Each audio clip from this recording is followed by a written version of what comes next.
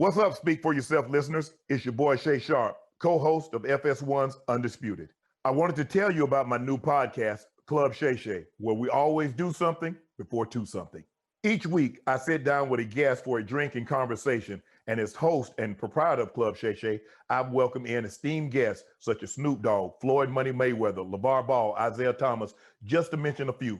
Whether I'm talking to an athlete, a musician, an actor, or a lifelong friend, Club Shay Shay is a place where people share inspiring and motivational stories about their journeys to prominence.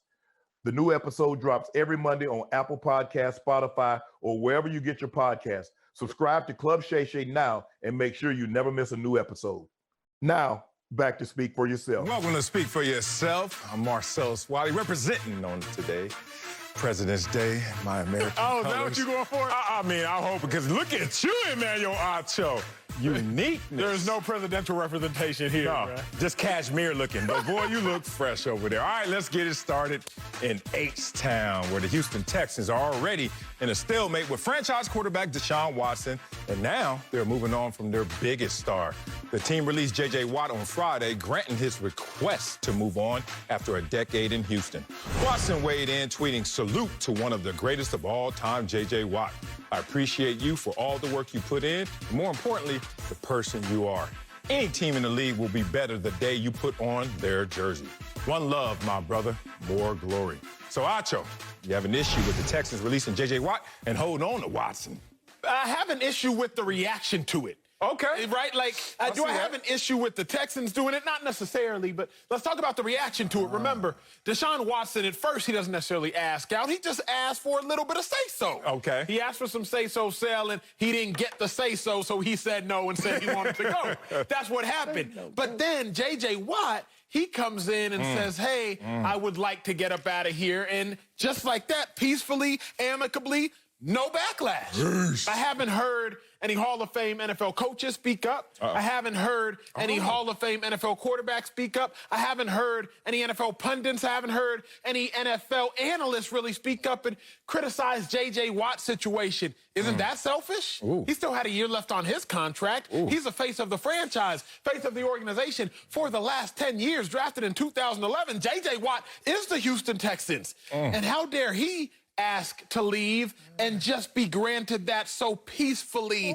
with no pushback, with no backlash. So, I am a little curious as to why there was the difference, right? Like with Deshaun, he was kind of being played as a villain. Right, like Deshaun, he removed the Texans from his IG profile, removed the Texans from his Twitter bios, and all of a sudden, Deshaun's a bad guy, but J.J. Watt made out to be a hero. I don't have an issue with the Texans releasing Watt and holding on to Watson. No, that's in the Texans management. That's the Texans decision-making. Y'all do you. However, I am interested in, like, how come J.J. Watt just left and we all sang his praises, but Deshaun Watson is being vilified? That is where I take my issue, big dog. I have no problem at all, just to do my job. I have no problem at all with them releasing J.J. Watt. But you, by answering the question, has now raised even more questions, which I would love to dive in. Let's get into the deep end of the pool, mess our hair up a little bit. Okay, one, you have to understand this, and I know you do, but let's just have some fun with it. The biggest difference between J.J. Watt and Deshaun Watson is they are in love with J.J. Watt's past, but they are in love with Deshaun Watson's future. So in this situation, they're not even starting on equal ground.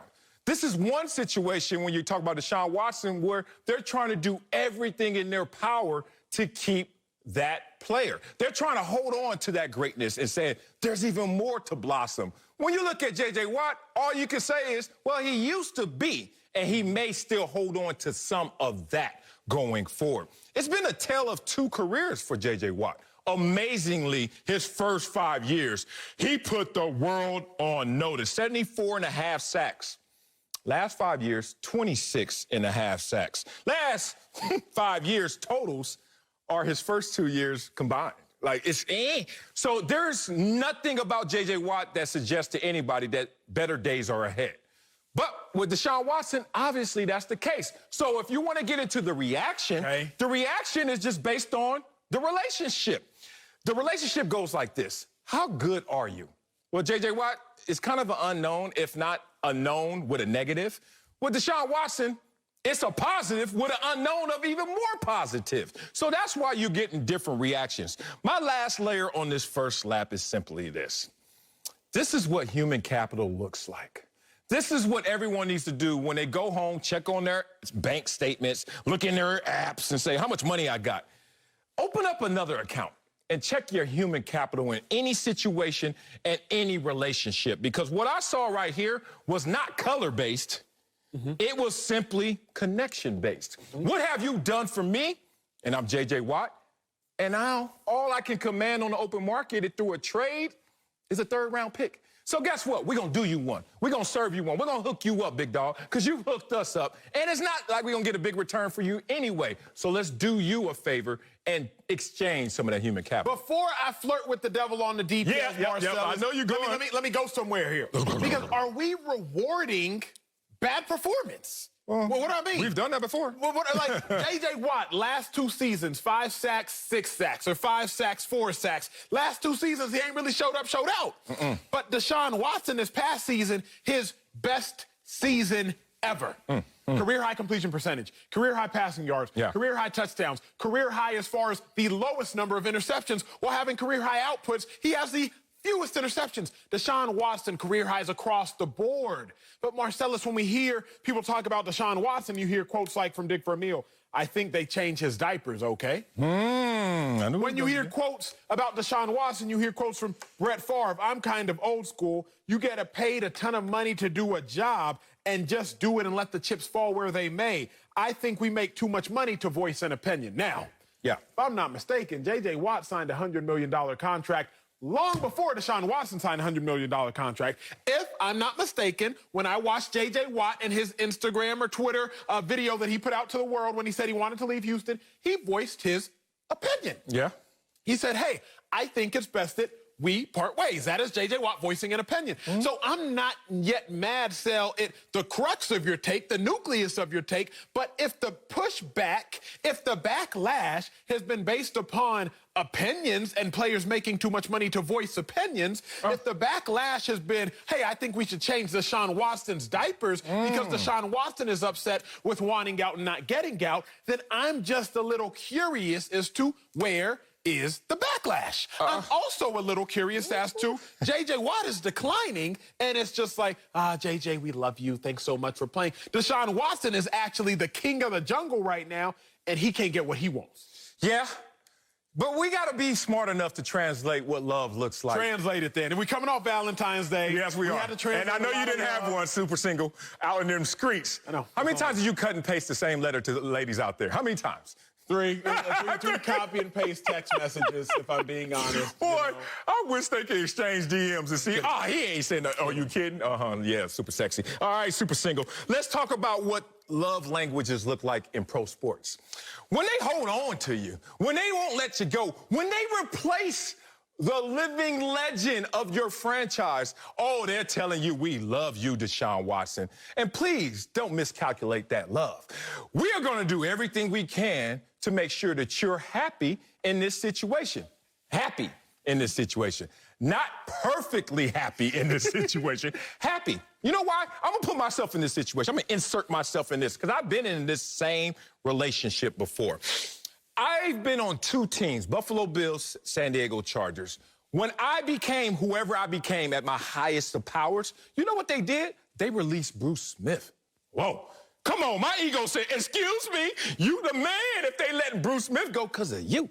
When I got to San Diego after I put in my work, they released the late, great Junior Seau and Rodney Harrison, saying it's on you, Wiley. Now, they both made mistakes, and dummies, so they should have kept them and then kept me. But the point of this is you can't mistake and misunderstand what a love language looks like in pro sports.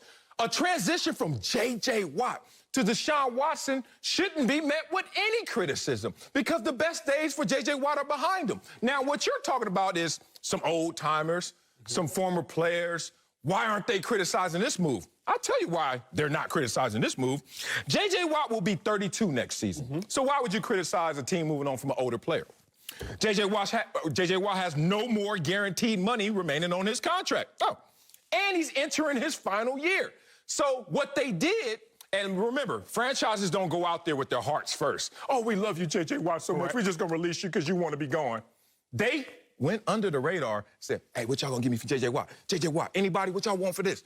They were like, third-round pick, if that. So then they came back, and all of a sudden they wanted to stand on higher ground and say, J.J. Watt, let's mutually agree to part ways. Now, I'm going to ask you, because you've been in business, you look like it with all that on.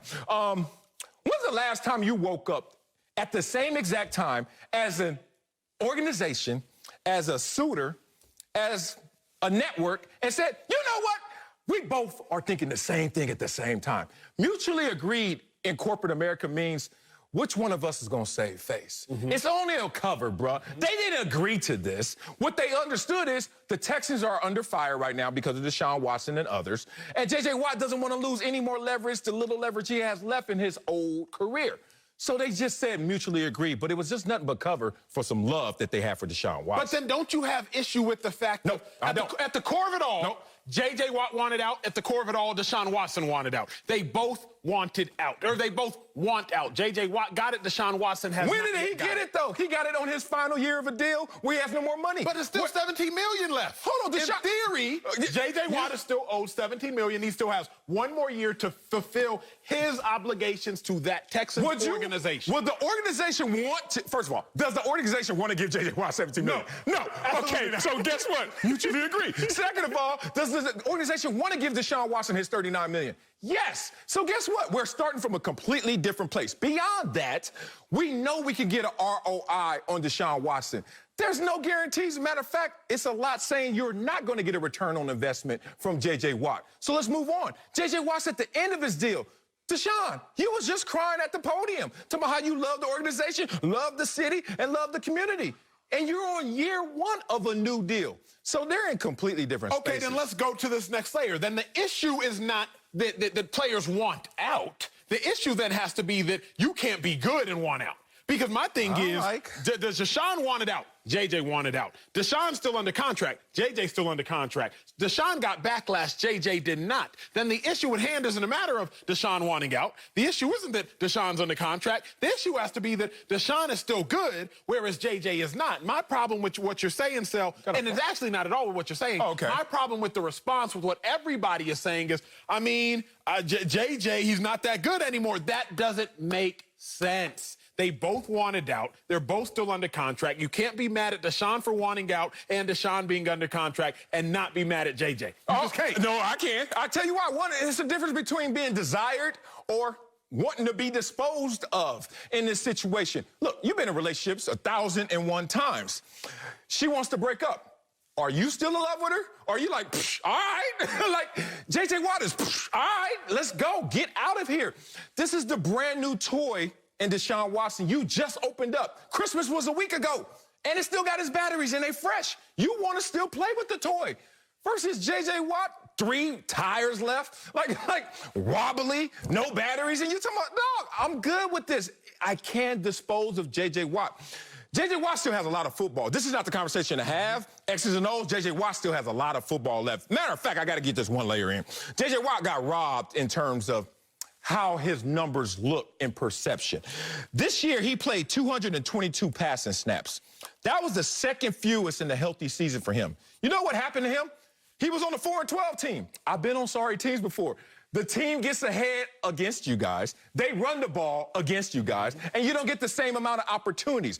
Now, he took a notch down in explosiveness, but in terms of his handwork, in terms of him still being able to get to the passer, he still has a lot of that ability. But he was on a sorry team, and he knows I will go down with the ship once again on a rebuilding sorry team. But that's where Deshaun is. But Deshaun is the one who's supposed to captain the ship. What's J.J. supposed to do? $100 million J.J. Watt. Dog. Shoot 3-time player of the year, J.J. Watt. When was those the best player on the franchise's history? Many have been arguing J.J. Watt. Yeah. And he not supposed to right the ship? No. Captain America, J.J. Watt not supposed to right the ship? Dog. Captain America had to give it up to Deshaun Watson. Deshaun Watson is the Look at me. Look at me. I'm your captain now. You know what? Ain't no way J.J. Watt's going to right this wrong with this Houston Texans. It's all about Deshaun Watson and his capabilities and his still present abilities. J.J. Watts are an unknown. If not, it is a bad thing to know what he still is capable of. It's limited in terms of direction. Deshaun Watson, can you take a compliment? Like, I don't understand this criticism that is coming from you that you're hoping that should come from others. So riddle me this. Let's go. I don't even know where the question is anymore, but we going places. I don't care. If Deshaun Watson has now witnessed J.J. Watt stay for the Texans for 10 years, be one of the greatest players in the franchise's history, 100-plus sacks, second most sacks since he got into the league, and when it's all said and done, J.J. Watt still has money on his contract, but it's like, hey, this organization is terrible. I can't right this ship. I want out. Then can we at all blame Deshaun Watson for seeing this situation play out before his very eyes and not trying to get out earlier? A fool learns from his own mistakes. A wise man learns from the mistakes of others. Deshaun Watson is looking at a blueprint, a 6-year-older version blueprint of what is going to happen to Deshaun Watson, and he's trying to get out before he ends up like J.J. Watt. Is this situation in and of itself, Sal, does this not validate and completely vindicate what Deshaun Watson is trying to do? Okay, you're taking me to therapy right now. You are my therapist. And my therapist told me never to argue with someone's feelings because what they feel is what they feel. There's no arguing there. However, I will look at your feelings and say, I don't agree with them. I'm not going to argue Deshaun's feelings, but I'm going to say I don't agree with his feelings. You know why? It's this simple. Are you a franchise quarterback? Are you a difference maker? Are you generational? I look at Patrick Mahomes, who was drafted to a 12-win team. Yes, sir. Remind everyone he was born on third base. That was a 12-win team. And he took them to, 3 AFC championship games, 2 Super Bowl appearances, and 1 Super Bowl win. And that same franchise had not won a Super Bowl in 50 years. And now Deshaun Watson's going to sit there in Houston and wants to run from that same adversity. Did Patrick Mahomes run from that adversity? Did he look around and say, now he didn't have to deal with a 4-12 squad because Patrick Mahomes ain't going to deal with no 4-12 squad. Hey, I'm asking you, Deshaun, if you on his level, because last time I checked, by the money, you're the second highest paid. Number 1 said, bring it on in terms of the challenge and the bump and trying to get to the next level. How come Deshaun Watson's not looking at his adversity like, bring it on, I can take this team and this organization to the next level? Because they're two different levels. If you told me, and but they were a playoff team twice. You told me Mahomes was born on third base. He was. We know for a fact Deshaun was not. He was born somewhere around first. He caught in that jam between first and second. Yeah, exactly. But look, Andy Reid was, I think, wasn't he the 6th winningest coach of all time, even when Mahomes showed up? Real talk. Bill O'Brien was on the verge of being an incompetent head coach when Deshaun Watson is on the scene. Bill gone. So I don't know that gone. Deshaun Watson and Patrick Mahomes can even be compared as far as. So why are you making the same amount of money as him if you ain't gonna be compared to him? You can't right this ship, and he knows, bruh. If J.J. Watt. Oh, come on. 74 sack in 5 seasons, J.J. Watt. 4-time All-Pro. Isn't he a 3-time defensive player? You know he is because you said it earlier. Don't try to bring no emphasis. J.J. Watt. He raised $100 million even for hurricane relief while being an All-Pro on the field. If J.J. Watt can't write this shit, how Deshaun Watson supposed to? Oh, because I got inspired this weekend watching Judas and the Black Messiah. I saw it. Deshaun Watson, are you Patrick Mahomes or are you not? You Judas or the Black Messiah? Gonna be the one that's gonna sit there and say, I can't do this. It's gonna be better. You could think it's another situation better, but what can afford Deshaun Watson and give him better opportunities and guarantee him he's going to have a path to success? Last time I checked, Tampa Bay won the NFC and the Super Bowl. Last time I checked, Patrick Mahomes got a chip on his shoulder now in the AFC. No matter where you go, there you are. Or you Judas or the Black Messiah. Coming up at the top of the hour, I butchered that damn talk. Cam Newton still has the support of a former teammate. We'll tell you if we could think Cam has more left in the tank. But first, Anthony Davis suffered a scary injury in the Lakers' loss to Denver.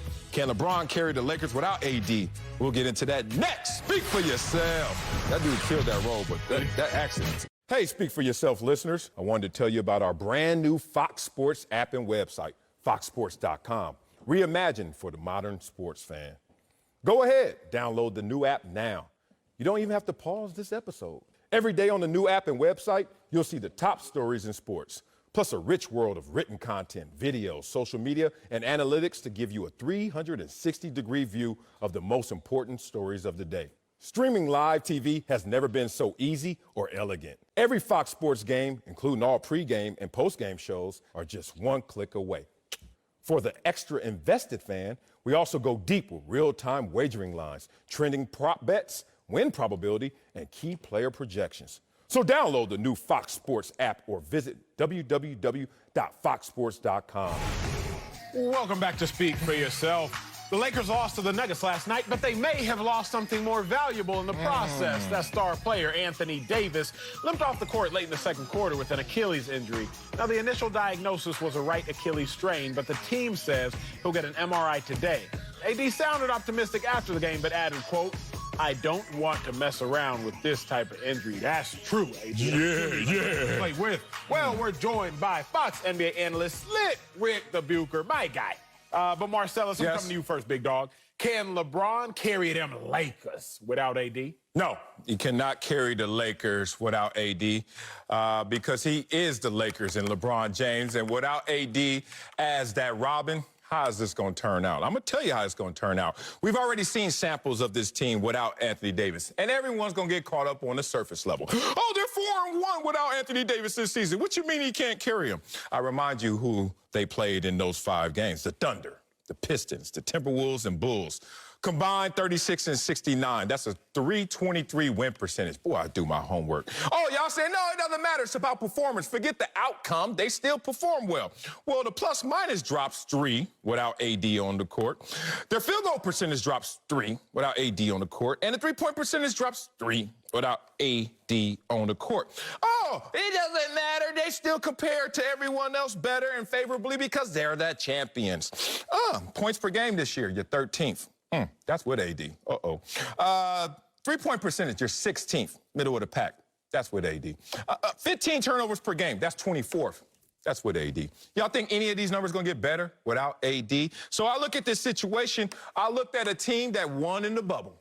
And y'all can say an asterisk or not. You know what I think. But it's still the NBA champions. But coming back this year, they're looking at an Anthony Davis that is dealing with a very serious injury.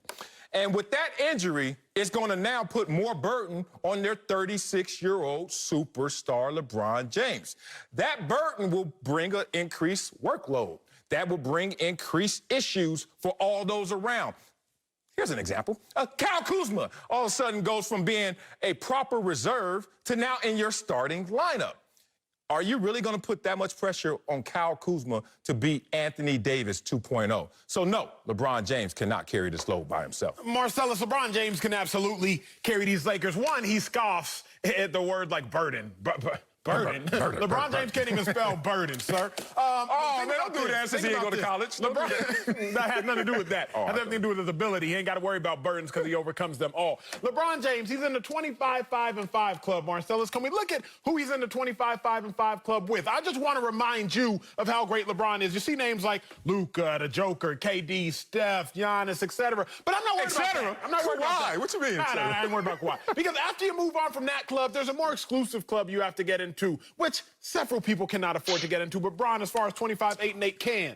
Just Luka and the Joker. I first want to remind you of who LeBron is. Secondly, yes, LeBron can carry the Lakers. It's just a matter of how far. Carry him to the playoffs? Duh. Carry him to a conference championship? Duh. Can he carry him to win another finals? That's the only really thing we should be up here debating. Because think about who's in the West right now.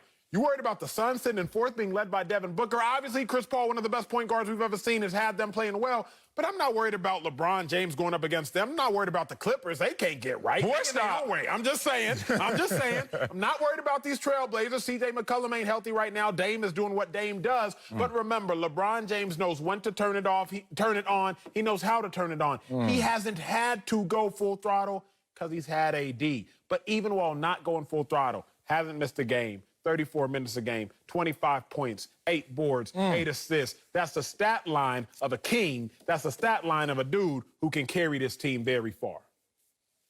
Amen, Acho, amen. Without question, if LeBron so chooses to carry the Lakers, he's certainly capable of carrying the Lakers. The question is, does he want to?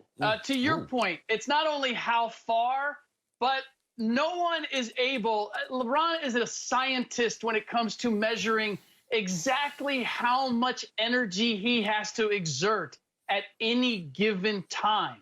And no one's been better at it, and that's why he has lasted 18 seasons, and he's playing the way that he is at the ripe old age of 36. The question is, what's most important to him at this point? Is it putting himself in the MVP conversation? Because if that's the case, then this is not a setback. This is an opportunity. Because having AD as his number 2 was one of the biggest reasons why he didn't win it last year against Giannis Antetokounmpo. So does he want that? Will he be willing to expend the energy now in order to go after it? Or does he look at the big picture and say, who cares what our record is at the end of the year? There is no such thing as home court advantage as is. I'm just going to bide my time, keep this team rolling in the right direction, and wait until AD gets back. And then we'll close this story the same way we did last year, whether it's a shutdown just for AD or it's a shutdown for us collectively. Oh, my goodness. What's wrong with the Lakers? No AD. What's wrong with AD? This is not tendonitis, y'all. This is tendinosis. So a little different now for those who don't understand. I'm going to break it down. Shout out to Reggie Hayward, who first hit me to this because my boy had tendinosis in his Achilles and complained every damn day of our football season. And it's a robber, man. It's a thief in the night and in the daytime. Tendinitis is acute. When you have tendinitis, it's a diagnosis for something that happens with a tendon's overloaded. Let's talk about tendinosis, though, y'all. When that occurs, 2 things come to mind. You have either failed in your therapy and your healing process, or you've had repetitive trauma to a tendon. So the fix is different. The first fix for tendinosis is obviously rest. Wonder if you can rest AD. Oh, he's already rested. Came back first quarter, felt great, looked great.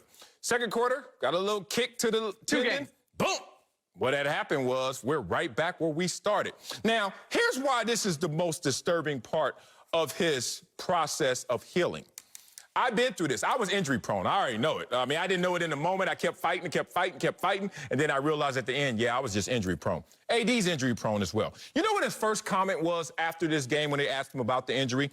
He said, yeah, man, I've been having to deal with injuries my entire career. Uh-oh. You know what that means? It's upstairs now. You know what that means? That 6th gear that every athlete needs to go push through those walls is now eroding right before AD's very eyes. Now, this is nothing about LeBron James, y'all. You know I think LeBron James is the GOAT. You know I think LeBron James can do this. But the problem is, who's he going to do it with? Here's the final score. Let's fast forward to the playoffs. Second round, if you want to say that, because y'all say the Clippers can't make the 3rd round. The final score, Los Angeles Clippers, 122. The Los Angeles Lakers, 25. And 8-8, according to Acho. Like, they ain't gonna get it done. Who in the hell is gonna be there with LeBron James to go against squads? Everyone you've mentioned, outside of the injuries up in Portland, everywhere you look, there are squads. Utah, Denver, Clippers. Like, that's enough right there where LeBron James, no matter how he paces himself, and no matter how great he still is, he's going to run into that wall, y'all, and that wall is going to be impossible to scale because he's not going to have any help. But here's the issue, Sal, with the logic. The one, LeBron James trumps most logic, but 2, think about it. Who you going to bet on over LeBron James and the Lakers even without AD? A team? You going to bet on the young Devin Booker? Is that what you going to do? You going to bet on Jamal Murray? You going to bet on DeMar DeRozan? Like, you want to bet on your Clippers again? You know how much money you lost betting on your Clippers? Stop. I still got this money. Who you going to bet on against LeBron James and the Lakers still? You know Trez can step up if need be, even though he choked in the playoffs. Where? If he can step up, he'll be a Clipper still. What the hell? But I'm saying, like, when it comes down to it, who you going to bet on? The only person you're going to bet on is your Clippers. A little bit of bias, a lot of it because of that roster appears loaded based on names alone. But I'm still not going to bet on the young, rising, ascending stars of the West, the Bookers, the Murrays of the world, as opposed to LeBron James, who has cemented himself as a great, even when players haven't showed up before. When you look at it all, it still don't matter. I'm riding with LeBron James, knowing he can take his team far. Do I think they can win it all without AD? No, because I think some teams in the East might have enough firepower. Boom. But in the West, he can get still very, very far, at least giving AD enough time to get back. Oh, I love you. I should have known this wasn't going to last. I was with you, Acho, at the beginning in terms of carrying them and being careful on how far we were saying that he was going to carry them. He's not sniffing a championship without Anthony Davis because they are a distinctly different team defensively without Anthony Davis. I think offensively they can get enough done. And in the short term, they can get enough done. And by the way, we'll get a good litmus test of this because over the next 2 weeks, they play 3 of the top 6 offensively efficient teams in Utah, Brooklyn, and Portland. So how their defense is going to function will get a very good test over the next 2 weeks. But LeBron can keep this ship afloat again because the pressure's not there. Nobody's playing great. All he needs to do, Slit. I said this. Can LeBron James carry him to a conference championship? Not an NBA one, a conference. Yes, we didn't say AD done died, okay? AD's dealing with tendonitis, tendinosis. Let Dr. Sellis Wiley tell you. He's got LeBron to sustain until AD can get back. You are silly. Oh, God. Oh, now I got to cut you. And you know what? I don't like when people attack me and my acumen. I don't like it. I get mean. I turn into something else. One of my favorite shows growing up was The Incredible Hulk. I feel like that. David Banner just, let the Hulk out. Isn't it interesting that LeBron averages fewer points per game and shoots a lower percentage, both from the field and three-point percentage, when Anthony Davis is gone? But he's going to carry him. Acho, how dare you bet on a finger versus a fist? If we fighting a finger, LeBron James, one dude, is not going to beat a fist. The Clippers, beat him down. Let me continue with this. The Clippers are not a fist. First and foremost. Open hand in, at least. Give me something. Backhand you. Here we go. Here are the Lakers versus current Western Conference playoff teams this season, since y'all want to talk this noise. Think they got a winning record against those teams? No, they do not. 5-7. And that was with Anthony Davis, y'all. Points per game, 109. All right, good offense. Points per game allowed, 112. Oh, damn. We giving up. Wait a minute. Let me do the math. If we give up more than we get, are we going to win those games? No. Point differential, -40. Acho, you forget where this all started. I give you this nugget again, Slick Rick, because last time I gave it to you, you didn't like it. Since the NBA went to a best-of-7 with 4 wins necessary in every round, there have been 18 champions. But guess of those 18 champions, who's given up the highest opponent three-point percentage? Oh, no. The highest opponent field goal percentage? Again, are we? And the Lakers allowed the most points per game. They were already a beat-up champion in comparison to other champions. They already started at lower ground than most champions. And now no AD, and Acho wants to come up here vest and all and tell me that this team is going to make a conference championship. 15 more push-ups, Acho. Here they come. Coming up, it looks like Dak Prescott and the Cowboys are playing another game of tag this offseason. We'll tell you if that's driving Dak's price up. That's next. Don't speak for yourself. 15 this time, too. That's how you did 14.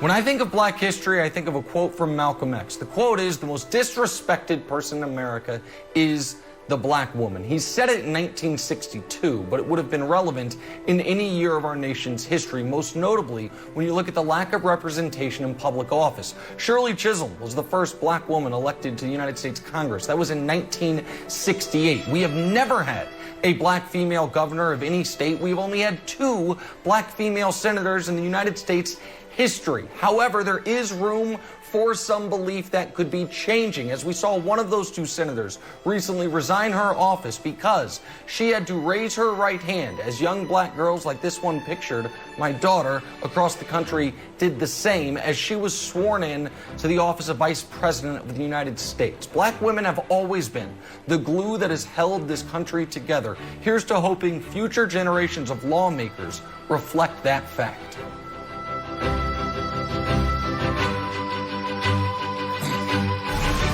Welcome back. We haven't seen Dak Prescott on the field since October, but when you're the quarterback of the Cowboys, your name stays in the headlines. Usually it's a member of the Jones family that makes some waves, but recently our own Troy Aikman weighed in on the Dak contract talk, saying, quote, I think the price tag went up. I think Dak's leverage went up after this year. So, Acho, do you agree with Troy? Has Dak Prescott's leverage gone all the way up?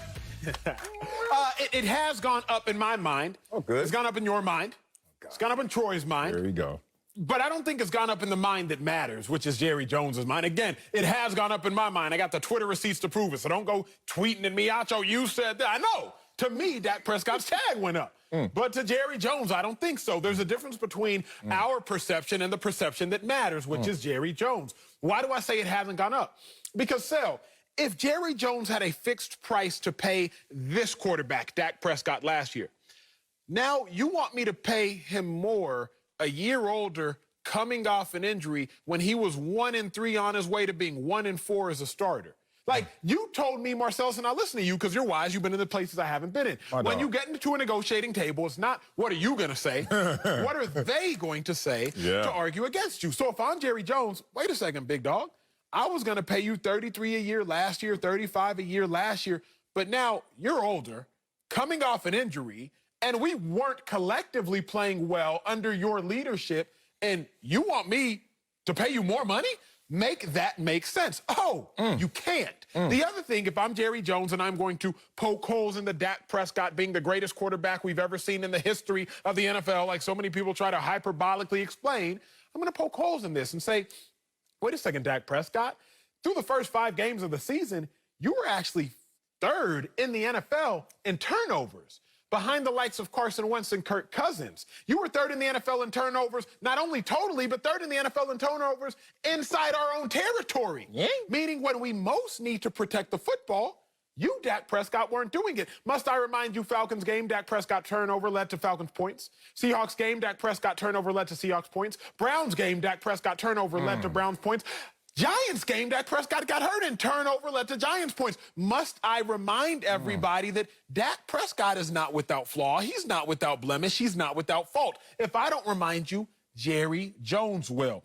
Has Dak Prescott's price tag gone up? Yes, to Emmanuel Acho. Has it gone up? Yes, to Troy Aikman. But has it gone up to the only person who matters, the person who has to sign Dak Prescott's price tag, Jerry Jones? I don't think so. Woo! Let me start this off by saying, yes, it has gone up, literally and figuratively. Let's talk about this. How about them Cowboys? If I'm Jerry Jones, owner of the Cowboys, first thing I'm thinking is, why is Marcellus Wiley talking about my team after he robbed me? But you know what, Jerry? You need someone like me who got you to understand when you're getting got. And Jerry, right now, you're getting got, dog. Oh, this Dak Prescott guy went from $31 million on the franchise tag. You don't want to pay him long term? Okay, it's going to be $37 million. Now, we're not going to talk about a third tag, but just getting 2 tags already shows you literally the price went up. Why? Because they already offered Dak Prescott a 5-year deal at $35 million per year. Oh, 37, 35, which one? It went up. It went up already, but you don't have the long-term security. But let's talk about the long-term security and why he deserves it. I'm going to talk about quarterbacks, your comps. You own a house. You probably own 2 houses in Texas. I know you own something out there, guys. Cheap. And then you got your one down here in the crib.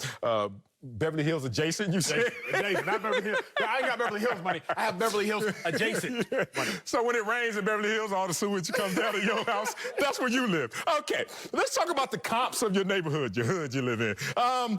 When the houses around you go up, even if you don't want to sell it, you get that notification from Redfin, like, oh, I made some money. Dak has just made some money. You know why? Look at the notifications that went on around him. There are 6 quarterbacks that I'm going to name right now, the top 6 in terms of signing 4+ year deals and how much they make. Patrick Mahomes, is Dak better than him? Nah, B. But he signed for $141 guaranteed. Deshaun Watson, we got a conversation. We can have a good debate on that one. I would go with Deshaun by a nose, but barely. But that's close. $110 guaranteed, $160 million deal. Now, the rest of these dudes, good luck. Ryan Tannehill, come on, man. He got 91 guaranteed, 118. Jared Goff, boy, stop. No one wants to pay him. He's shipped all around the country. $134 million, 110 guaranteed. Carson Wentz, you're not even tradable. You got so much money. And Dak deserves more than your $108 million guaranteed. The only other one I can name is Russell Wilson, which you got Dak Prescott. 4 of the 6 in the comps, 4 of the 6 homes around you have gotten more. Dak is going to get more as well. My reason why is simple. Jerry Jones loves the Cowboys, bleeds the Cowboys. And he looks around and he's seen all the great quarterbacks come and go, including our own Troy Aikman, who made these comments. But Dak Prescott, first in wins, first in completion percentage, first in passing yards, first in passing touchdowns, and first in passer rating of all Cowboy quarterbacks in history in their first 5 seasons. Basically, if you add all that up, big dog, the price went up because it certainly didn't go down. I like your take, but let me go somewhere, because off camera we were debating this quote. A fool learns from his own mistakes. A wise man learns from the mistakes of others. Yeah. After a heated debate, I'll change it and say this. Okay. An idle mind learns from his own mistakes. A wise man learns from the mistakes of others. Nonetheless, if you're wise, you learn from the mistakes of others. Learning, yeah. Now, yes, if you're yes. Jerry Jones, what mistakes can you learn from? Eagles paid Carson Wentz. Oh, they in a sticky situation. Mistake. Rams paid Jared Goff. Oh, they in a sticky situation. Mistake. Washington tagged Kirk Cousins twice and got nothing from it. Oh, mistake. If you're a wise man learning from the mistakes of others, and you've seen the Eagles in your conference make a mistake, you've seen Jared Goff get signed to a long-term contract, mistake. You've seen Washington in your conference, in your division, tag Kirk Cousins twice, mistake. Then if Jerry Jones is a wise man, and I'm not saying that he is, but if he is a wise man, isn't he still going to learn from the mistakes? Yes. I'm going to keep it a buck with y'all Cowboys fans. If Dak Prescott was going to win in Dallas at the ultimate level, it would have happened by now. And I'm not saying because Dak won't get better. I'm just saying because of history. I'm removing Emmanuel Acho's opinion. Cowboys went 13-3. That's when they should have went to the Super Bowl. Or when they went 10-6, when Dak Prescott was still under his rookie contract. Why? Because let me give to you comps. You talk comps, let's talk comps. Let's talk comps. Carson Wentz, rookie deal. That's when the Eagles went to their Super Bowl. Even though it was false, rookie deal. Jared Goff, rookie deal. That's when the Rams went. Let's go back. Joe Flacco, rookie deal. That's when they went. Let's go back. Eli Manning, rookie deal. That's when they went. Let's go back. Colin Kaepernick, rookie deal. That's when they're like, rookie deals is when these quarterbacks go and eat. Now you have Tom Brady, the outlier. He cuts over the course of his career to make sure everybody else could get paid. I'm just saying, Cowboys fans, be aware.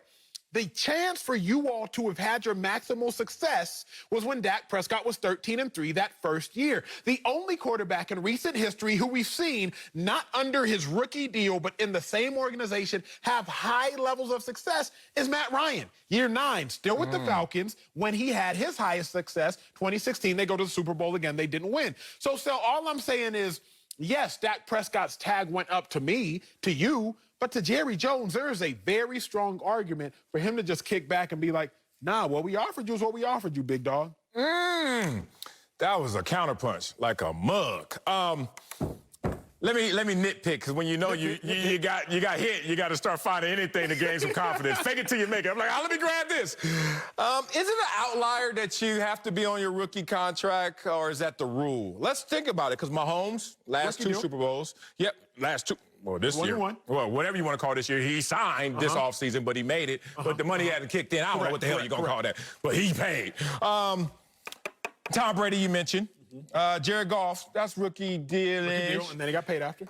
So it's interesting, if I'm looking at those, I'm like, it can be done, but it's very difficult to do. Sir. That's my summation of that. Yes, sir.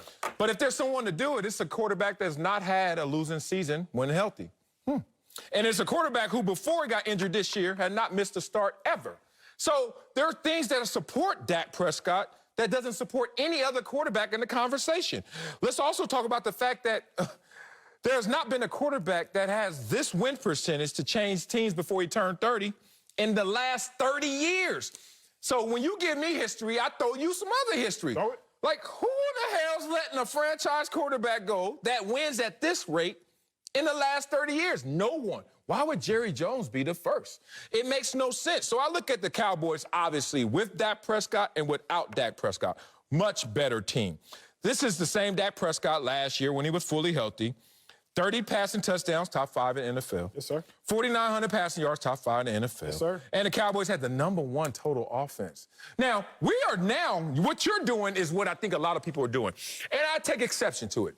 They're penalizing Dak Prescott because he didn't finish the season, which I understand because of the injuries. But they're also penalizing him because he was ready from day one and nobody else on this team was. Was Zeke ready from game 1 through game 4 when Dak was healthy? Nope. Was the defense ready from game 1 to game 4 when Dak was healthy? Nope. Was even the special teams, was even the coaches acclimated? No. And then Dak gets tapped out and everyone starts to pick up their game. But we're not going to blend those two together. We're going to look at Dak and penalize him because everybody else showed up late to the party and ready to roar. That's not fair to Dak Prescott. Still assess his proper value. Can I put a little bit of salt in that wound you got? I think your little cut from my last laugh. My neck been tight for a couple days right here. So on Thursday, you and I had a very real discussion. We were talking about Russell Wilson, talking about Patrick Mahomes, and you said, and I agree with, you hate when quarterbacks get unnecessary, or when players get unnecessary blame because of off-the-field kind of things. Terrell Owens. Yes, I'm with you. He should have been a first ballot Hall of Famer, but the off-the-field kept him out into second or third ballot. Russell Wilson, Patrick Mahomes, on the other hand, you've made a clear point like, hey, sometimes they get a little bit too much credit just because we like them. You know it.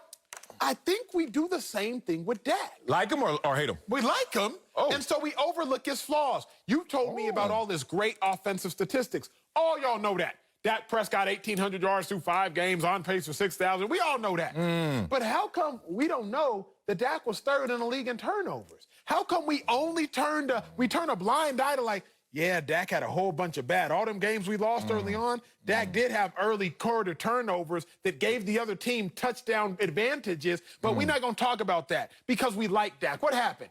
Dak got hurt. He cried in front of us. Obviously, for the most part, we some empathetic beings. We saw him get hurt, stick up the fist, tears running down his eyes. Man, Dak is a leader, the fearless leader. Look at how all the Cowboys ran to the cart after Dak. Whenever anybody gets carted off, by the way, the majority of the sideline runs to the cart. I was about to say, that's not just a Dak. That's not profound, bruh. So I think that we turned a blind eye because of how much we love Dak. That's fine for you to do. It's fine for me to do. I'm just putting you all on alert. Jerry Jones is not going to do that. So did his price tag go up? Yes, to everybody except the one person it matters to, Jerry Jones. Dude, that was a comeback again when you was already ahead, so it ain't even a comeback. You just keep hitting me when I'm down. I need a standing 8 count. Dak Prescott has the same number of playoff wins as the Cowboys had in the 6 seasons before Dak Prescott was even drafted. That matters. When you're an owner, you're looking like, yo, he's made a difference here. Not much of a difference, but a difference. Now, why do I bring that up? Because it doesn't sound like the strongest argument for what I'm trying to say. Because I just want you to know, follow the money and then follow the success. And then you're going to realize why Dak deserves more money. Top 5 quarterback salaries in 2018. I'm going to name them. Aaron Rodgers, Matt Ryan, Kirk Cousins, Jimmy G, and Matthew Stafford. Matt Ryan. Kirk Cousins, Jimmy G, Matthew Stafford. So in 2018, Dak, you right there in the top 5. Let's go 2019. Russell Wilson, Ben Roethlisberger, Jared Goff, Carson Wentz, Aaron Rodgers again. 4 of those dudes, Russell Wilson, he's lost 4 of his last 5 playoff games. He still has the equity of the Super Bowl win, but I still look at him different now. Ben Roethlisberger, Carson Wentz, Jared Goff. Does Dak deserve to be right there? Let's talk about last year. Patrick Mahomes, Deshaun Watson, Roethlisberger, Wilson, and Jared Goff. Once again, at least 3 of those guys, Dak Prescott sitting there like, I'm right there. I'm not saying that Dak Prescott is the driving force of the top 5 salaries, but I'm saying he should get washed away with that money that all those other guys who have not necessarily lived up to their names and numbers. Coming up, Cam Newton proved he could avoid injury this past season. Unfortunately, the Patriots avoided a winning season and a playoff berth. We'll tell you if Cam Newton has more left in the tank. Next. Speak for yourself. Round on the tank and go. Waka, waka, waka. You're watching Speak for Yourself. I'm over here doing my notes. You know me, Marcel Squally, looking dapper over here. But look at that man over there. My dog, Emmanuel Otter. What's going on with that? You know, I had to figure out, is it sometimes, always, never with vests? Like, you button all 3? I don't know, so I'm just out here finessing. IG modeling over there with a lap band on. You got some sweet tummy tea, too, while you're at it? All right, let's head to New England. Where Cam Newton's first year was far from a success. The Patriots finished with less than 10 wins for the first time since 2002 and missed out on the playoffs, something they hadn't done since 2008. Despite the struggles, Cam's former teammate in Carolina, Trey Turner, sounded hopeful of the former MVP quarterback, telling TMZ Sports that he thinks Cam has, quote, more left in the tank to give. So, Acho, girl, does Cam Newton have more left in the tank? Sel, what? If you got gas in the tank but ain't got no engine, what's going to happen? Sel, if you got that sweet tummy tea, but you still eat in and out every day after the show, what's going to happen? Me? It's going to it don't matter, right? Cam Newton, he ain't got nothing in the tank, but if he does have something in the tank, here's the problem. Oh, he doesn't have the engine. I love Cam Newton. This is not a personal attack. You always say The problem that. is Cam Newton, as far as his body, has deteriorated in front of our eyes. No fault of Cam Newton's own. Yeah, but really? remember, 2 consecutive years, shoulder injury, then a foot injury. He's hurt. Like, he is hurt. That's problematic. He's hurt. I was on the hype train for Cam Newton. I think he works harder than any player in the National Football League because everything we see on Instagram is probably only a tenth of what Cam Newton is really out there doing. And if y'all know, he was out there getting it all off season. Like, he said, I'm going to come back and I'm going to let y'all really feel this pain. The problem is, Marcellus, what pain? I'm sorry. I know what pain? Marcellus, 8 touchdowns, 10 picks this season. And this isn't even a 2020 issue. Since 2016, Cam Newton is 3rd of all quarterbacks to pass over 1,000 attempts. 3rd worst touchdown interception ratio. Worse than Jameis Winston. So I'm not even saying like this is a 2020 issue.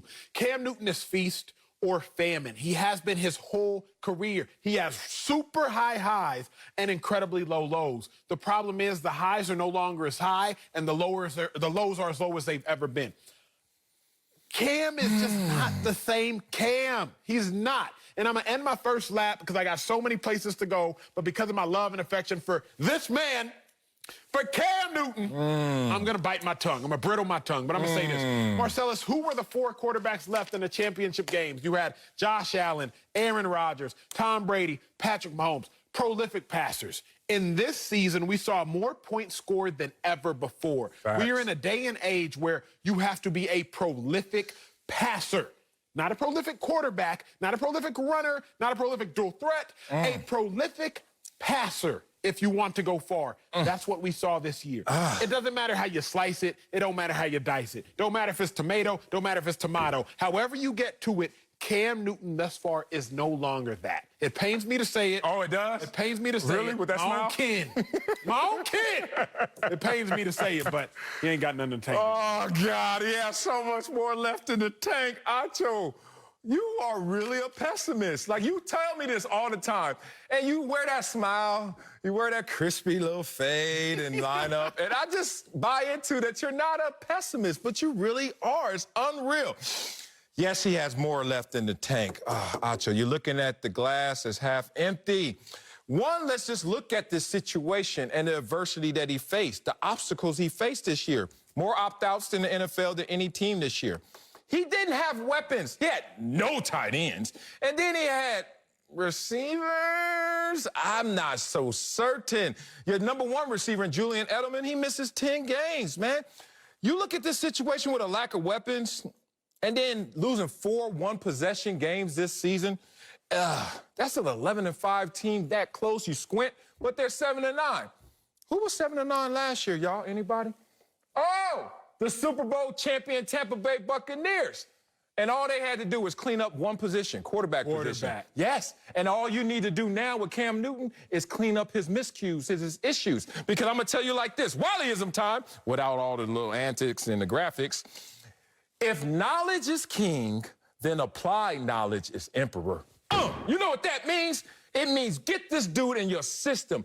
Fully acclimated. Don't just bring them in July and say, hey, here's a playbook. Well, log on and look at the playbook, and we'll see you with no preseason and hit the ground running and expect to know the most complicated system in the NFL. Tom Brady will testify to that. 20 years of Tom Brady's greatness in that system, even Tom Brady had to do this. Now, it was a different era, and Tom Brady did hit the ground running with a Super Bowl championship, but it still was a takeoff. Compare Tom Brady when he was at his powers, peak powers, versus day one in New England system. You saw the growth. You will see the same growth with Cam Newton. Let me tell you about his numbers, which is being really misportrayed in the media, especially by you. Cam Newton, let's do a full screen comparison of who Cam Newton is. Because I'm going to compare Cam Newton to some other starting quarterbacks in this league, supposedly, and see where Cam Newton is. Cam Newton has the fewest touchdowns, but barely. I'll give you that, but he's still in the 20s like everyone else. The fewest giveaways, which means, hey, I'm protecting the football, and doesn't even have the worst completion percentage. Oh, speaking of completion percentage, did Cam Newton have a better completion percentage than Tom Brady this year? Yes, he did. What about Tannehill? What about Matt Ryan? What about my man, Lamar Jackson? What about Matthew Stafford, who everyone is clamoring over now? Oh, now he's on a good team. Cam Newton went out there and answered a lot of questions. But, Acho, I understand where you're coming from, but I need to know where someone else who's smarter than both of us is coming from. Oh, you don't want to bring him in? Not yet. I must got him on them ropes. He on them ropes. Bucky, you gotta wait because Marcellus out here telling these lies, these dang lies. Ooh. So, you gave me a full screen comparing Cam Newton to a player who just got shipped off from his organization, Jared Goff. Who still got a player who was so bad he said, you know what, I'm just going to retire. And a player who a team could not trade in Carson Wentz. Oh, I thought he was going to be a starter. Carson Wentz had more touchdowns than Cam Newton and didn't start the last 4 games. Okay. Marcellus, you are a better man than to come up here with these terrible, godforsaken full screens. Okay, that's 2 gods. One more, you know what's going to happen. Like Candyman, say it 3 times. I dare you. Here we go. Jared Goff, is he still a starter? Phillip Rivers. They were even considering bringing him back, but he already coaches some high school out there. But they were like, yo, you still got something left in the tank. True or false? Carson Wentz, is he still a starter? Potentially. And if he gets traded, definitely. And does he still have anything left in the tank? All I brought that up was for you to understand he still has something left in the tank. But let's go to our head engineer, the mechanic himself, and Bucky Brooks. So, Bucky. What's up, Buck? Does Cam Newton have more left in the tank? Check the gauges, homie. Absolutely, he has a ton left in the tank. I'm sitting there looking at the numbers and the full screens and all the deceptive tactics that Acho is over here talking about and using, because I noticed Acho always talks about the passing stats when it comes to Cam Newton. Yet, when we look at Cam Newton, who has been an MVP, who has played at a high level throughout his career, do you know Cam Newton has only thrown for 4,000 yards 1 time in his career? That was his rookie season. So when we talk about passing totals, we're neglecting the part that makes Cam Newton great. Yes. You never mentioned that Cam Newton had 12 rushing touchdowns, the second highest single season total of his NFL career. We talk about his completion percentage. It is the second highest total of his NFL career. And he did it in New England without the advent of an offseason and with whoever was out there trying to catch passes for him. And so what I will say is Cam Newton still has the ability to play, but he's going to have to play his way. And if it is in New England, I would like to think that the opt-outs, they will return. The defense will be better because the defense certainly wasn't playing to the level that it played at previously for Tom Brady. And then when you look at the weapons on the outside, without Julian Edelman, can we name a Patriots receiver? Do we even know who one of those guys are? So if we're going to make this an indictment of Cam Newton and why the Patriots didn't go on and why he doesn't have gas in the tank, I think we should look at the entire situation that was going on in New England and how that impacted him. And oh, by the way, that 4 quarterbacks went to the playoffs. And so when you're talking about playing playoff football, Cam Newton certainly was playing at a level that should be able to get him to the playoffs, considering Jared Goff and Phillip Rivers made it. The other guy, I mean, we know what the other guy is. I chose boy. I chose boy. I've never, I guess misery loves company and so do terrible takes. I have never heard a congregation of terrible takes like I just heard. Bucky, let me start with Marcellus. Let me slice my dog up. You better start the top. The Patriots were 7-9. They were what? They lost 4 games by 1 possession. Now, I know you well enough to know you were coming with this stat. So I prepped extra hard this morning. I said, let's look at America. The 4 games they lost by that 1 possession. Oh, let's go. The Broncos game.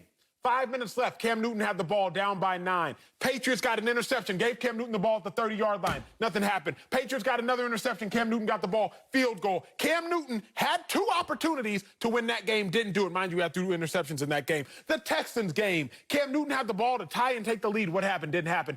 Didn't make it happen. The Bills game, down by 3. They ended up losing by 3. Cam Newton fumbles in the red zone. Uh-oh. What else we have? The Seahawks game. Cam Newton, because they assumed you were limited, they run a QB power, you get stopped at the 1.5-yard line. The problem, I'm not going to be naive, is to ignore Bucky Brooks' point. Bucky Brooks is very tactful. He comes on the show, he gives you very good points, he tries to make sure they are bulletproof. I respect you for that, Bucky Brooks. But here's the issue. What's the issue? Self-fulfilling prophecy. Because Cam Newton is not perceived to be able to throw the ball, then Josh McDaniels, offensive coordinator, is like, hey, we're going to give you limited opportunities to throw the ball. Cam Newton in his limited opportunities going to go throw a pick. Josh McDaniels is going to say, see, I told you couldn't throw the ball, and the whole thing is cyclical. Is that a direct fault of Cam Newton? Not necessarily, but it's still an indirect fault of Cam Newton. Nonetheless, it's a fault of Cam Newton. 8 passing touchdowns, 10 interceptions. Bucky, all them rushing touchdowns are great.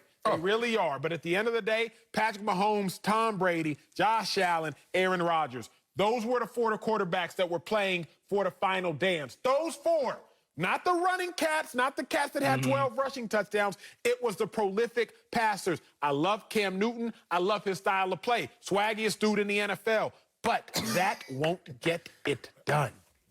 Okay, so what you're doing is you're using Cam Newton as the indictment on the athletic quarterback because evidently you don't like quarterbacks that can put it in the paint, who can run it as well as throw it. Because based on your admission, that means we don't want Josh Allen in the mix. We don't Lamar Jackson in the mix. We don't want those guys in the mix because you said we don't like these guys that can put it in the paint. 12 rushing touchdowns isn't good because we need to throw it into the end zone. Is that what we're saying, Acho? It only counts as a touchdown. Had we have 8 to throw passing touchdowns. Josh Allen had like 35. Don't compare them. Don't compare Cam Newton and Josh Allen, please. 12 rushing touchdowns.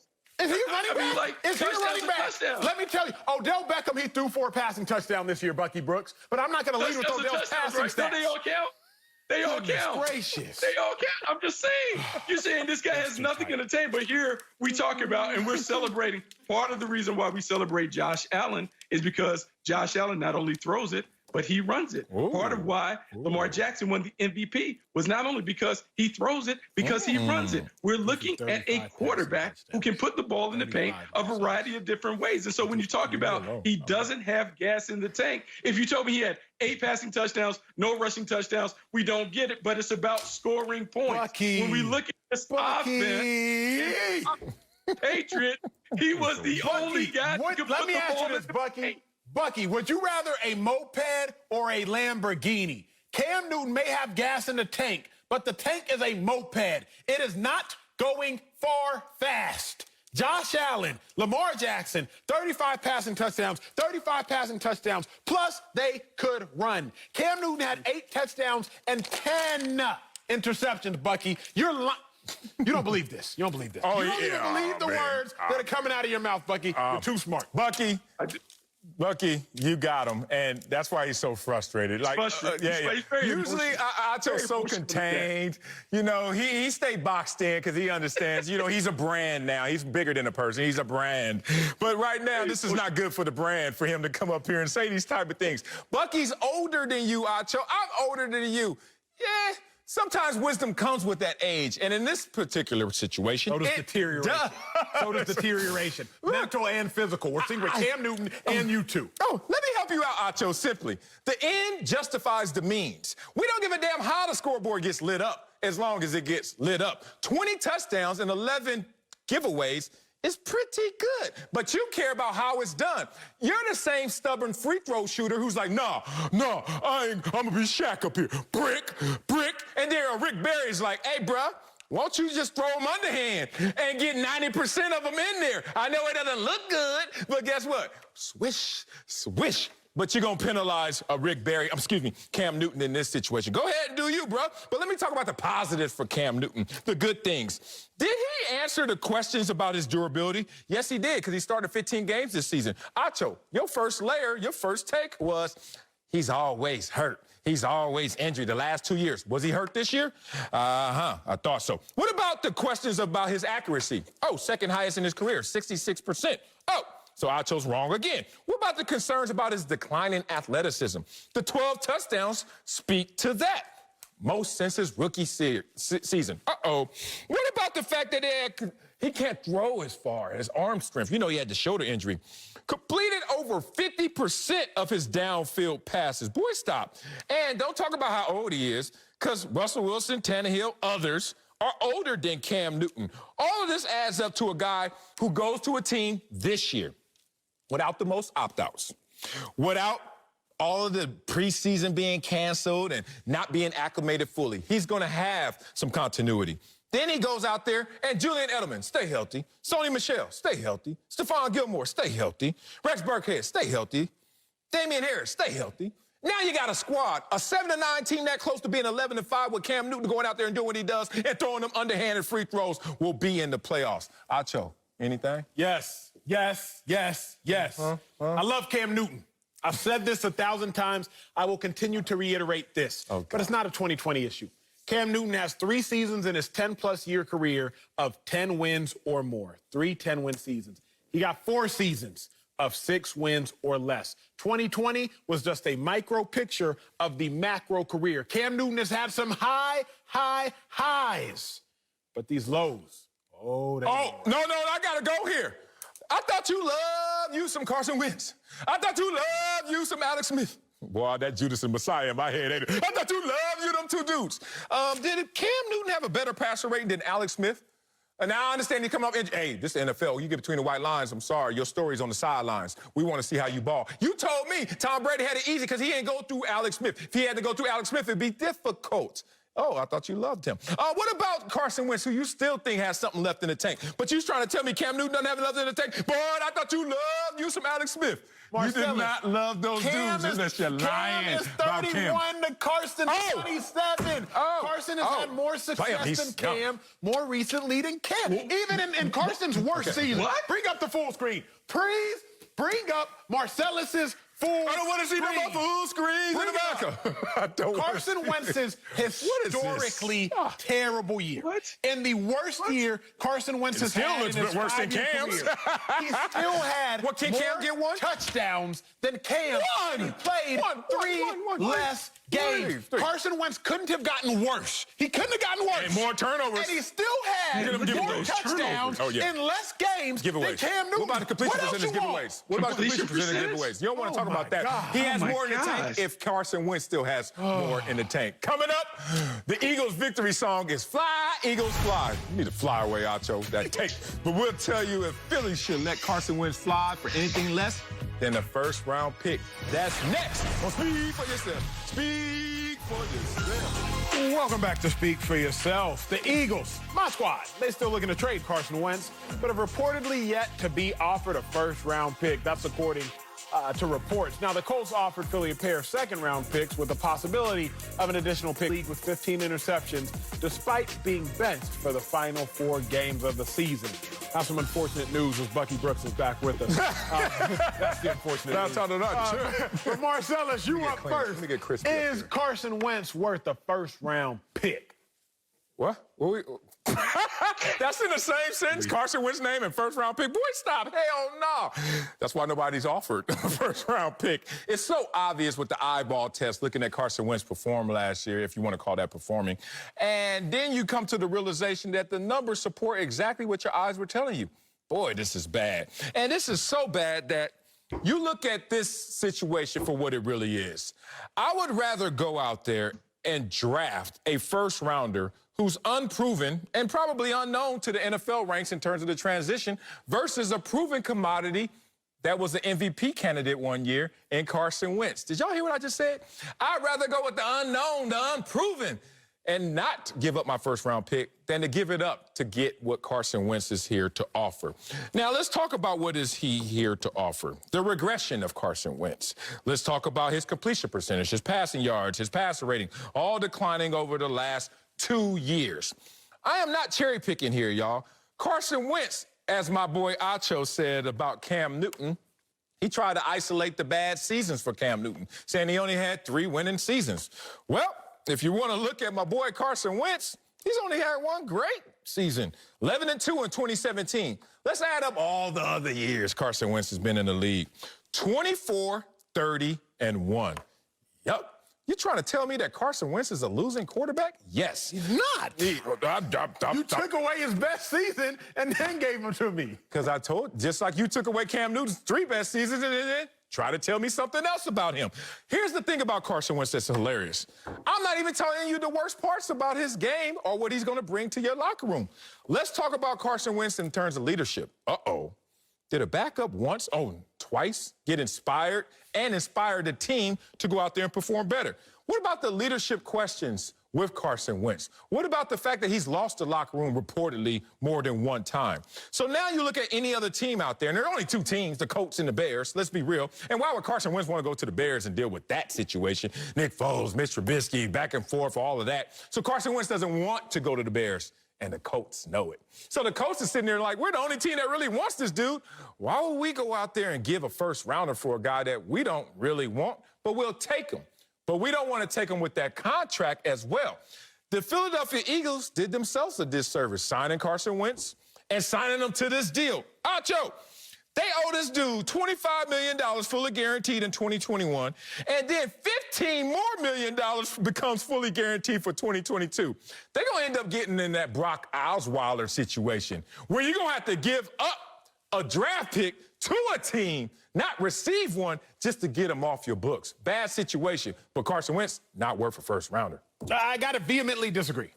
Carson Wentz is worth the first-round pick, but first let me provide context. Last block, we just talked about Cam Newton. Let me quickly put things in perspective. Okay. Cam Newton has had one 4,000 passing yard season, as Bucky Brooks told y'all. That was in his rookie year. Carson Wentz threw for 4,000 yards just last year. For the first time in NFL history, a 4,000-yard quarterback with no 500-yard receivers. So let me just really quickly clarify. Don't believe the narratives of Carson Wentz hasn't been great in years. No. Last season, Carson Wentz did what Cam Newton has done once back in 2011, and Carson Wentz did that with no 500-yard receivers. Now, I digress. Let me tell you why Carson Wentz is worth the first-round pick. Because first-round picks, we notice they're ambiguous. Like Marcellus said, he's going to take the unknown. I'm just simply not. Let's look at the last 4 drafts, the first-round picks of quarterbacks. You have high quarterbacks. You have low-performing quarterbacks. Because for every Justin Herbert, there's a Jordan Love.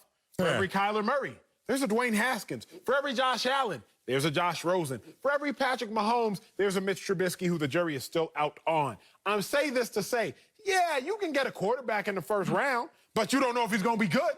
Whereas Carson Wentz has shown you he can be good in proper situations. Even when he ain't have a 500-yard receiver, he still gave you 4,000 yards just last season, just the season before this most direct pass season. So again, you can roll the dice if you want to, but you might roll that 7 and crap out. You might roll the dice and crap out. I can't believe you're sitting up here. You just got the short end of the stick because you got to do the Carson Wentz take. Because there's no way in your right mind that you think that Carson Wentz is worth a first-round pick based on how he performed last year. I do like your take. I like what you brought up, 4,000 yards. No 500-yard receiver. That was great, but that was so long ago, I can't even remember that because I have these images of this bad play just tainting everything that I think about Carson Wentz. I can't get the bad play out of my head. So now let me give you from a scouting perspective just how we understand and how we value first-round picks. First-round picks in the room are viewed as starters, difference makers, game changers. And when you get into the top 10, we're talking about guys that you can envision being multiple-time Pro Bowlers, guys that eventually don gold jackets. That's the level that you're expecting to bring back in a first-round pick. So for the Philadelphia Eagles to think that they can offer up Carson Wentz, and that is the lottery ticket that's coming back to them, that's foolish. And in fact, I would say that the reported offer that the Indianapolis Colts made where they're giving 2 second-round picks for Carson Wentz, that is generous. They should have jumped all over that because I cannot understand how they can think that Carson Wentz's value is going to improve because there are 3 things that we expect of a quarterback. We expect him to be a competitor, we expect him to be a leader, and we expect him to be a playmaker. Carson Wentz failed in all of those areas last year. There is no way you can justify him being worth a first-round pick where it stands right now. Man, say that again, bro. Here's some nuggets for you. In the last 8 years, only one quarterback has followed up a year where they led the league in interceptions with a winning season. You gonna bet on Carson Wentz? Crap. That is not gonna work. We're talking about the guy who had the 34th completion percentage. 34th! Woo! Let's talk about last in giveaways. And you trying to bet on this dude? Andrew Acho's sitting there. Oh, well, you don't know about a first rounder, how they gonna turn out. Well, I do know how Carson Wentz gonna turn out, and it's not good. All I know is if the goal is for you to go out there and buy low and sell high, well, the Eagles, based on Wentz's play in 2020, are selling low.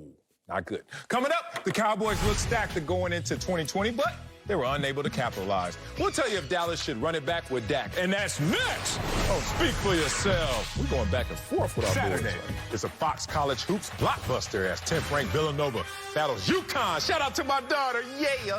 Followed by number 5 Illinois taking on Minnesota. It all tips off Saturday at 12:30 Eastern on Fox in the Fox Sports app. Welcome back. Reports say Dak Prescott and the Cowboys are still not close to getting a long-term deal done. But Dak made it clear over the weekend where he wants to be. Friday, Cowboys tight end Blake Jarwin posted a picture of himself and Prescott asking Dak if he wanted to run it back with the Cowboys. Prescott replied to the post saying, quote, "That's the only way I see it. Bucky Brooks is back with us, but I'm going to you first, Acho. Should the Cowboys want to run it back Dak next season?" They should, because what's the alternative? But my question is very simple. Run what back? What y'all running back? 4-12? We gonna run that back? What you running back? Dak Prescott's 1-3 start? That's what you running back? What you running? What are you running back, Cowboys? My thing is insanity, doing the same thing over and over and expecting a different result. I'm just perplexed as to what the Cowboys believe they are running back. Again, even when Dak Prescott was there, the offense wasn't firing efficiently. They were firing effectively, but not efficiently. Let's learn the difference. Yes, they have the #1 offense, but how many of those stats came while they were trailing, Marcellus Wiley? You know about empty calories. Well, not anymore, obviously. My dog. But you used to know about empty calories. Dak gained 2,000 of his yards while facing just one top 10 defense. 900 of those yards, 899 to be specific, because I'm not going to lie to y'all, America. 899 of those yards, 46% of his yards, came while they were trailing by more than one score. Again, they were effective, not necessarily efficient. Yes, the Cowboys should obviously run it back with Dak because there's no alternative. But really the question is, run what back? Man, I love your statistical slander of Dak Prescott. You do a great job of building a case like, oh, Dak Prescott was productive, but it didn't really matter. The empty calories. Yet here we go when we look at the Dallas Cowboys, because there's so many things, because I watch you guys all the time, and there's so many times I'm yelling at the TV like, man, I got to get this out. So last week I heard about the stuff about Pat Mahomes, and he didn't have his offensive tackles, and we can't really put this on him and this and that. But yet when we talk about Dak Prescott, we never talk about the fact that he was playing with 2 backup offensive tackles for the entirety of the time he was there. Tyron Smith was hurt. Lyle Collins was hurt. He didn't play with those guys. Then he's playing with a historically bad defense, one of the worst defenses that we've ever seen. So Acho is talking about he was trailing, so he had no choice because his defense couldn't stop anybody. So he's having to play catch up. And then when I look at the numbers, because earlier in the summer I heard you guys talk about, well, you know, Andy Dalton might be, you know, maybe he's the insurance plan. So then I look at the numbers. With Dak Prescott, they averaged 32 points a game. Without Dak Prescott, they averaged 21 points a game. With Dak Prescott, the passer rating is over 100. Without him, the passer rating is at 83. But then I've always heard, oh, it's the supporting cast. It's Zeke Elliott, Amari Cooper, who couldn't do what he does. But then I noticed they don't play the same when Dak Prescott isn't there. Ezekiel Elliott averages 11 fewer rushing yards per game when Dak Prescott isn't there. His scrimmage yards are down by 22 when Dak Prescott's not there. Amari Cooper, his receiving yards are down 20 yards when Dak Prescott isn't throwing them the rock. And so we judge the quarterback. I guess this week we're going to judge him on quarterback wins. When we look at the performance of everyone around him, the Dallas Cowboys have no choice but to bring it back, because he is the thing that makes it go. He went from being the game manager to the primary playmaker. Jerry Jones needs to write up the big check and make sure that the QB1 comes back in Dallas. Bucky, you said he the thing that makes it go. Makes what go? Where were they makes going? It go. Well, he makes the offense go. What is it? They were going nowhere. They were going to be 4-12. That is where they were going. Why do you reduce Dak Prescott to 1 injured year? That's what's crazy. Like, he doesn't have a career. Like, it's so funny because Dak never got injured before this year, and then all you want to talk about is the injury-riddled year, which is interesting. And I love your point about Patrick Mahomes, how everybody want to take care of him, despite Green Bay missing their all-pro starting tackle, and Tampa missing their starting guard, and they had a rookie at tackle, but I digress. Let's talk about Dak Prescott. With Dak Prescott and without Dak Prescott, this Cowboys offense is completely different, where you want to say effective or you want to say efficient. 11 more points per game with Dak Prescott in the lineup than without Dak Prescott. I'm not even going to get into the yards, but you said efficient. What about third down percentage? 47 with Dak, 38 without Dak. Oh, looks efficient to me. How about 6.5 yards per play, but 4.5 without Dak? Boy, you up here cooking some books, big dog. All I want you to understand is simple. If you got Dak Prescott on your team and he's healthy, guess what's going to happen? Everything's going to work out better for this team, especially offensively. It's just that simple. Look at last year. Dak Prescott showed up to the party ready. He didn't need anybody else's help. And guess what?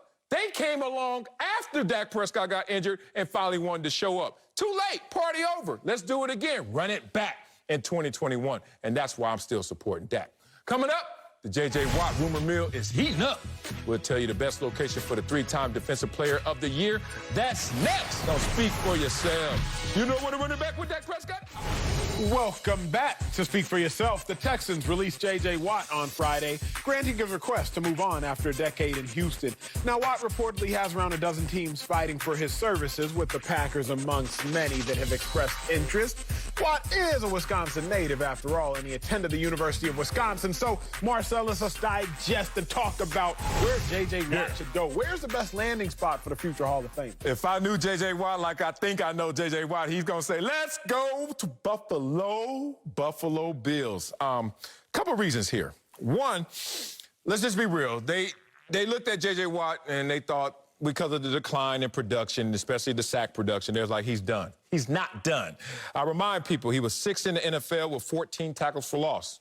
That affects the game. That has impact. Also, he led the NFL in terms of defensive linemen with 7 passes defense. You can knock down some balls. But more importantly, he just a notch off in explosiveness. But why Buffalo? Because Buffalo is the path of least resistance if you really want to get into the Super Bowl. I remind people, if you want to go to the Super Bowl, think about the NFC. Who's in there? Tom Brady and the Buccaneers. They're young, they're talented, and they have a ton of cap space. Now let's look at the AFC. Everybody's like, oh, you don't want to go through Mahomes. Oh, yes, I do. You know why? I want to see what's the impact of the hangover, the psychological impact of what they went through this year and how they'll respond to it. But more importantly, I just don't want to go through Tampa Bay. So it's almost like by default, I got to go through the AFC. And the Buffalo Bills, one play, and some leadership away from maybe closing the gap or surpassing Kansas City in the AFC. If I'm J.J. Watt, I go there. I know it's going to mean they got to do some maneuvering. Mario Addison probably has to go clear some cap space, blah, blah, blah. That said, go to Buffalo. They're that close with J.J. Watt. I think they pass the KC Chiefs. I like that home-cooked meal you just served. I liked it. I think J.J. Watt has 2 places to go. You either go to the Steelers or you go to the Chiefs. 1, if you can't beat them, join them. That is the Chiefs. 2, you go to the Steelers. Here is why. At this point, J.J. Watt, you've had a 16-sack season, a 20-sack season, a 16-sack season. So go accomplish something you can't accomplish elsewhere. Meaning, what's left to accomplish, J.J. Watt? Try to win a Super Bowl. That's why you go to KC. Or what's left to accomplish? Bro, go play ball with your brothers. Like, I played ball with my brother at Texas for 3 years, and we had some high highs, went to a national championship. Ain't nothing like it. You know what I mean? Like, they're genuinely not. Like, being able to play ball with your family, with your siblings, like, there's nothing like it. Like, looking down and having your brother take on the offensive tackle and keep you clean, or trying to go take off the double team from him so they can make a play. There's some things that transcend the game of football. And for me, family dynamics, relationships, that transcends ball. Yeah. JJ, if you can go play with your brother TJ, who also is a budding superstar, maybe go help him win a defensive MVP, which you have, take some stress off him, relieve him from getting double teamed so often, go do that. And if not that, then go to the Chiefs, because again, J.J. Watt, you have so many incredible individual accolades. What is left for you to try to win a chip? You already know Kansas City is ushered to the front of the line in the AFC chip. If you there, JJ, you're at minimum going to a conference championship game further than you've ever been, regardless. Yeah, but don't go to the Steelers. They're not going to win it next year. They don't have the quarterback situation figured out just yet. The transition of Ben Roethlisberger going forward. So you got to think through this one. And then you think it's the Kansas City Chiefs, but what happens if you get into the Super Bowl again and you see Tampa Brady? The boy's going to be there. And Mahomes in the Super Bowl, do I have to do this again? Them 2 touchdowns and them 4 interceptions and that 64 quarterback rating? I would hate to see J.J. Watt go somewhere and at the end be the only one standing ready to ball. Speaking of leaving Houston, James Harden apologized for his hasty exit from the Rockets. We'll tell you if that was even necessary. Next, speak for yourself. Gotta go somewhere where the quarterback plays well in the Super Bowl. Welcome back to Speak for Yourself. James Harden apologized for how his tenure with the Houston Rockets came to an end. After forcing his way to Brooklyn in a blockbuster trade, Harden said he felt it could have happened smoother, but, quote, had to do what I had to do in order to get where I wanted to go. Gotcha. James Harden need to apologize for his Rockets exit? Said what Drake say? He said, better late than never, but never late is better.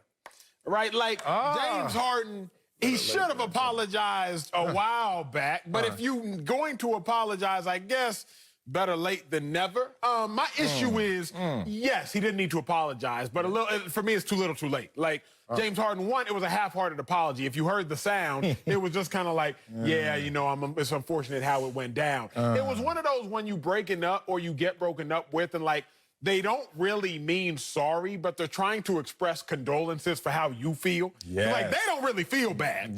But it's just like, man, like, it's unfortunate you feel like this because I'm Gucci. He was like, I had to do what I had to do, but it is unfortunate how it went down. Did he need to apologize? In theory, I think just to kind of check that box. I think he apologized more for him than he did the fan base. He out here, he done moved on. He's actually balling, becoming even more prolific passer in Brooklyn now. But I think he apologized more for him than he did the fan base. No, I'm not letting you get away with that. And I saw you kind of tussling with this one. You were wrestling a little bit. No, don't apologize. I'm going to tell you why. As I always state, the only two reasons to apologize. You were wrong or you hurt someone in the process. Okay. But I never give you this disclaimer. You got to be sincere. Since he had no sincerity first of all, Rachel's interviews are turning into Oprah's couch. These guys get in their feelings. Jada's red table. Like, calm down, y'all. Like, we get it. We saw every step of this process. And it's just funny for him to come after the fact, as you said, too late to the party of apologizing. He said he had to do what he had to do. He started off saying, man, I ain't even want to do it that way. You know what I'm saying? That's not my energy level. You know, I'm a positive person, but I had to do what I had to do. What you apologizing for? Your action speaks so loud, I can't hear those words, brother. And so now, James Harden, I know you're checking the box. Hey, I don't want Houston mad at me. I got to go back to the strip club. You know what it do. So I know he's trying to make sure he good at the airport when he land. But damn, dog, we could see through this apology. So why do it if it's see-through? Here's my thing, Sal. He don't want Houston mad at him, and that was the only motivational factor you could come up with on the spot. Well, you had to go back to the strip clubs. In Houston. What else is he going to go back? He going to sell the crib. He going to stay in Houston? You can't stay there. Ain't no peace there. Here's my thing, Sal. Is like, rather than apologize, James Harden, you just could have conducted the whole thing differently. Like, you're the reason for the issues. You're the one who went up to the podium and was like, there are irreconcilable differences, essentially. You went up to the podium and said, management issues, my issues, we all got issues. So all of us. Rather than sitting here and causing the problem, then going back 2 months later now, about a month and a half later, and apologizing, just fix it from the start. And also, if you were going to apologize, you could have had this energy a long time ago than having this energy now. So I'm torn. Did he need to apologize? Yes, for the sake of apologizing and clearing his own conscience and whatnot. But did it actually serve anyone? No, I don't think so. All right, well, this is why you shouldn't be torn. Let me live the James Harden experience. Acho, slap. Guess what? I'm sorry. Like you gotta mean it, bro. I don't care when it comes. It's what's the level of contrition with it. And he just did what he had to do. And why we just can't own what we want to do? It's okay. There's a quiet way of doing this, J.J. Watt style. There's a little louder way, Deshaun Watson style. And there's the James Harden. I'm gonna have to burst and finally scream on you. But it's okay, James Harden. It was your services that you didn't want anymore to be a part of the Houston Rockets. That's fine. But why go back now and try to cover up something we all saw get spilled? Hear his thoughts on J.J. Watt's release from the Texans. That's next on Speak for Yourself. He must have saw Judas and the Messiah, too. Before we go, Uncle Jimmy joins us. Uncle Jimmy, look at you, brother. What is going on? I hear you have some words for one Justin James, J.J. Watt. What's going on, Uncle? Let's hear it. Hey, man, y'all know as well as I do that this is a blatant case of Watt privilege at its finest. I mean, if J.J. Watt was a brother, we'd all be asking the same question. What's that? J.J., how in the hell did you manage to get fired on your off day? But instead, they implemented a cover-up and called it a mutual agreement. That wasn't no damn mutual agreement. A mutual agreement is when your girlfriend asked you to leave. and you tell her that you ain't going nowhere. And then she tells you that's fine. Hey, wait. And then you leave the scene in an expeditious type manner. See, that right there is a mutual agreement for your ass. See, the only thing JJ did was play that card. He played that. He played that Watt privilege card. And y'all know as well as I do that card trumps everything. You say what you want to. Deshaun Watson is a multi-millionaire. He can buy anything he wants to buy in life. Yeah. But evidently, it appears that he can't buy his way out of Houston. Hey. Huh? Hey, man. Hey, man, they said things done got so bad in Houston that only can black coaches not get hired, but evidently black players can't get fired. What the hell is going on? Yeah, his name is JJ. You sure he ain't a brother? I see you there, my brother. That's it for us. See you tomorrow.